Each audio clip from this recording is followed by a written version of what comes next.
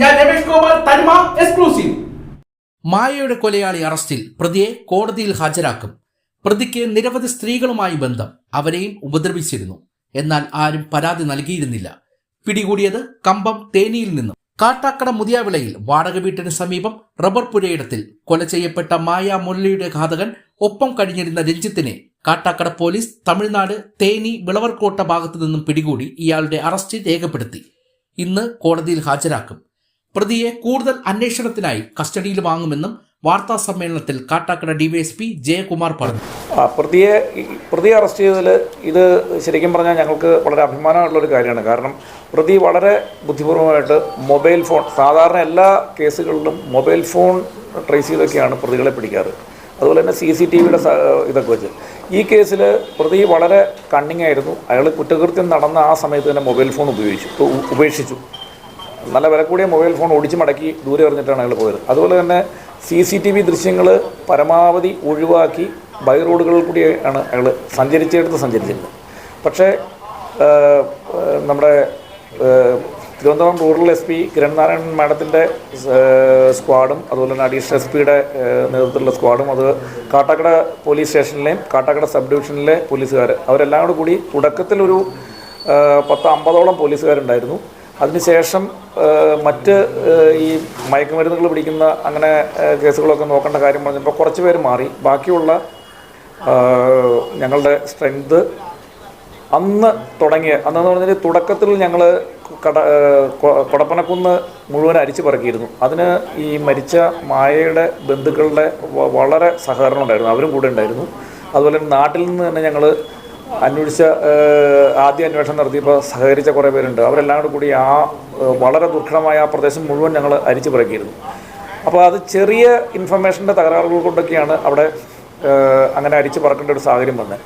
പക്ഷേ അതിനെ അരിച്ചു പറക്കി അങ്ങനെ അത്രയും നോക്കിയതിന് ശേഷം ഞാൻ ഏകദേശം മനസ്സിലായി അയാൾ അവിടെ ഇല്ലെന്ന്.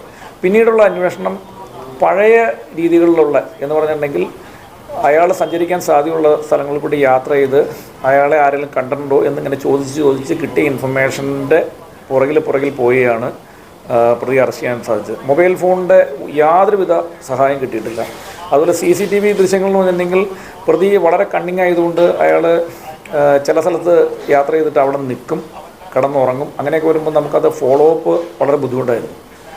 പക്ഷേ ചിലപ്പോൾ പ്രയത്നത്തിൻ്റെ ഫലമായിട്ടായിരിക്കും അതിന് ചില ലീഡുകൾ കിട്ടി. ആ ലീഡുകൾ കിട്ടിയിട്ടാണ് പ്രതി അറസ്റ്റ് ചെയ്തത്. അതിന് ഈ കാട്ടാക്കട എറണാകുളം തിരുവനന്തപുരം റൂറലിലെ സ്ക്വാഡ്, അതുപോലെ തന്നെ ഞങ്ങളുടെ കാട്ടാക്കട സബ് ഡിവിഷനിലെ പോലീസ് ഉദ്യോഗസ്ഥർ, അവർ കണ്ടിന്യൂസ് ആയിട്ട് എന്ന് പറഞ്ഞാൽ ഒരു സ്ഥലത്ത് ഒരു സമയത്ത് നമുക്ക് ഇനി ലീഡ് കിട്ടില്ല എന്നുള്ളൊരു വിചാരം വന്നതായിരുന്നു. എന്നാൽ പോലും അവർ ഗ്രൗണ്ടിൽ നിന്ന് മാറാതെ ലോഡ്ജുകൾ, അതുപോലെ തന്നെ വഴിയരികിൽ നിൽക്കുന്ന ഈ ഓട്ടോ ഡ്രൈവർമാർ, അങ്ങനെയുള്ളവരോടൊക്കെ ചോദിച്ച് കിട്ടിയ ഇൻഫർമേഷനെ പുറകെ ചെന്നാണ് ചില വിവരങ്ങൾ കിട്ടുകയും അങ്ങനെ ആ വിവരങ്ങൾ കിട്ടി ഇന്നലെ പോയി കാട്ടാക്കട SI അലോഷ്യസും പാർട്ടിയുടെ തമിഴ്നാട്ടിൽ പോയി പ്രതി arrest ചെയ്തുകൊണ്ടുവന്നു.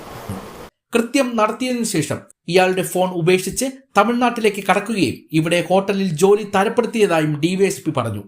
Kudappanakunnu, Kunnukuzhi, Peroorkada, medical college പരിസരം തുടങ്ങിയ വിവിധ ഇടങ്ങളിൽ ഇയാൾ ഒളിവിൽ കഴിഞ്ഞു.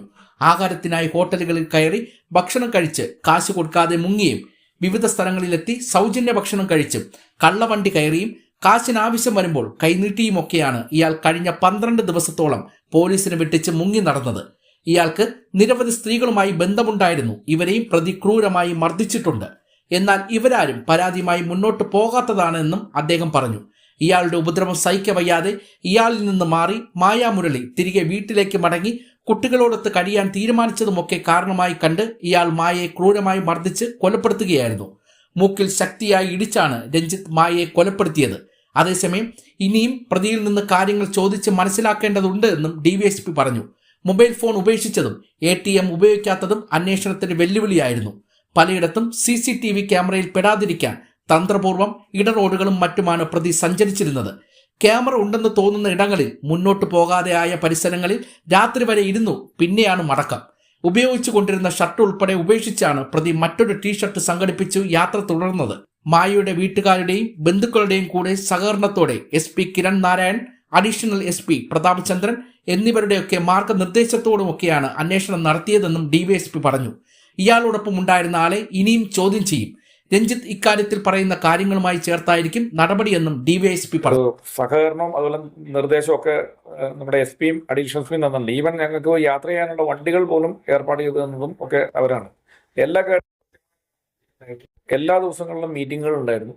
അങ്ങനെ ആ മീറ്റിംഗ് നിർദ്ദേശം നൽകി പോലീസുകാരെ ഡ്യൂട്ടിക്ക് എടുക്കാനുള്ള അനുവാദമൊക്കെ നൽകി അങ്ങനെ കണ്ടിന്യൂസ് ആയിട്ട് ശ്രമിച്ചുകൊണ്ടാണ്. അങ്ങനെ കണ്ടിന്യൂസ് ആയിട്ട് ശ്രമിക്കാനുള്ള ഒരു കാരണം മായയുടെ വീട്ടുകാർക്കുള്ള അവരുടെ ദുഃഖവും അതുപോലെ തന്നെ അവർക്കുള്ള പ്രശ്നവും അതുപോലെ തന്നെ അവരും അതുപോലെ തന്നെ താല്പര്യത്തിൽ നിൽക്കുന്നുണ്ടായിരുന്നു. അപ്പോൾ അങ്ങനെ അവർ നിൽക്കുമ്പോൾ പോലീസിന് പിൻവാങ്ങാൻ പറ്റാത്തൊരു പിൻവാങ്ങാൻ പറ്റില്ലായിരുന്നു. പക്ഷെ ലീഡുകളെല്ലാം ഞങ്ങൾക്ക് തന്നെയാണ് കിട്ടിയത്. ഞങ്ങൾ തന്നെ കണ്ടുപിടിച്ച ലീഡുകൾ അവരെ മിക്കവാറും കേസിൻ്റെ അന്വേഷണങ്ങളൊക്കെ അവരെ അറിയിക്കാറുണ്ട്. കാരണം അവരുടെ ഭാഗത്തും അന്വേഷണങ്ങൾ നടക്കുമല്ലോ. പക്ഷെ നമുക്ക് ഏറ്റവും നല്ല രീതിയിൽ ഞങ്ങളുടെ അഡീഷണൽ എസ് പിയും അതുപോലെ തന്നെ അഡീഷണൽ എസ് പി പ്രതാപേന്ദ്രൻ സാറും അതുപോലെ എസ് പി കിരൺ മാഡവും ഞങ്ങൾക്ക് ശക്തമായ പിന്തുണയും സഹായം തന്നിരുന്നു. അതുപോലെ തന്നെ നമ്മളുടെ ഗ്രൗണ്ട് വർക്ക് സ്ക്വാഡ് അതിനെ ലീഡ് ചെയ്ത കാട്ടാക്കട എസ് ഐ അലോഷ്യസ് അതുപോലെ തന്നെ CI ഇവരെല്ലാം യഥാർത്ഥത്തിൽ ഈ പ്രതിയെ കൈകിട്ടുന്നവരെ പല രീതികളായിട്ട് റോഡിൽ തന്നെയായിരുന്നു. അതുകൊണ്ടാണ് ഈ പ്രതിയെ അറസ്റ്റ് ചെയ്യാൻ പറ്റിയത്. ഇയാൾക്ക് മൊബൈൽ ഫോണില്ല, ലോഡ്ജിൽ താമസിക്കില്ല, ഇയാൾക്ക് മറ്റേ അക്കൗണ്ടില്ല, വേറെ ഒരു രീതിയിലുള്ള അയാളുടെ അടുത്ത ബന്ധുക്കളൊന്നും ആരുമായിട്ട് അയാൾക്ക് യാതൊരു ബന്ധവുമില്ല. അപ്പോൾ അയാളെ അങ്ങ് പോയി കഴിഞ്ഞാൽ അങ്ങ് പോയത് തന്നെയാണ്. ഒരു രീതിയിലും അയാൾക്ക് തിരിച്ച് കോൺടാക്ട് ചെയ്യാൻ പറ്റില്ല. ഇവർ ആരുമായിട്ട് അയാളെ ഫോണിൽ വിളിക്കുകയോ ബന്ധപ്പെടുകയോ അയാൾക്ക് 2 സഹോദരിമാരുണ്ട്, അവരൊന്നും ആയിട്ടൊരു ബന്ധവുമില്ല. അപ്പോൾ ശരിക്കും പറഞ്ഞാൽ നല്ല പ്രയത്നവും കുറച്ച് ഭാഗ്യങ്ങളും കൂടിയാണ് പ്രതിയെ കിട്ടിയത്.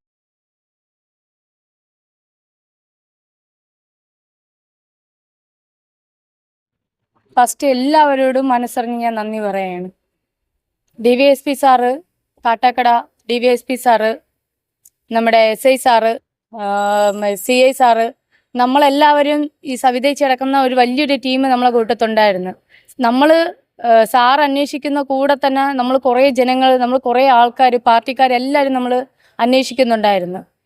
മനസ്സറിഞ്ഞ് നന്ദി പറയാണ്. അവനെ വെറുതെ വിടാതെ പിടിച്ചു തന്നല്ലോ. ഇതേ ചൂടോടുകൂടി ഇതേപോലെ എൻ്റെ ചേച്ചി ഇപ്പം ആയതുപോലെ ഇനി ഒരു പെണ്ണും സാറ് സംസാരിച്ചപ്പോൾ കേട്ടായിരുന്നല്ലോ, അവൻ്റെ ആദ്യത്തെ പെണ്ണല്ല ഇത്. അവൻ്റെ ഇത് സ്ഥിരം പരിപാടിയാണ്. അവൻ്റെ ആ ദുഃഖം പൂണ്ട മുഖം ഉണ്ടല്ലോ, അത് അവൻ്റെ ഡ്രാമ മാത്രമാണ്. അവൻ അന്ന് ആദ്യമായിട്ട് നമ്മളെ വീട്ടിൽ ഓട്ടോറിക്ഷ വാങ്ങാൻ വേണ്ടി വന്ന് നിന്നപ്പം ഇതേ ഫേസ് കട്ടോടുകൂടി ഇതേ മുഖത്തോടു കൂടി വണ്ടി ഓടിക്കാൻ വന്ന് നിന്ന സമയത്ത് അച്ഛനെ കാണുമ്പോൾ മുണ്ടഴിച്ചിട്ട് അനാവശ്യമായൊരു റെസ്പെക്റ്റ് കൊടുക്കലുണ്ട്. അതേ മുഖമാണ് ഞാൻ ഇപ്പം അവനെ കണ്ടത്. ഈ കാണിക്കുന്ന അവൻ്റെ നാടകം മാത്രമാണ്. അവനെ ഉടനെ ഇറക്കി വിട്ട് കഴിഞ്ഞാൽ ഈ നിയമത്തിൽ ഞാൻ ഒരുപാട് വിശ്വസിക്കുന്നു. അതുകൊണ്ട് തന്നെയാണ് നമ്മൾ ആരും അവനെ ഇപ്പോഴും ഈ നിമിഷം നമ്മളെ കൺമുമ്പിൽ വന്നിട്ട് പോലും ഒന്നും ആ സാറിൻ്റെ വാക്ക് DSP സാറിൻ്റെ വാക്ക് റെസ്പെക്റ്റ് ചെയ്തുകൊണ്ട് തന്നെയാണ് നമ്മൾ ഈ പ്രതിയെ കണ്ടപ്പോൾ നമ്മൾ റിയാക്ട് ചെയ്യാതെയും നമ്മളുടെ വികാരങ്ങളെ അടക്കി നമ്മൾ നിന്നത്.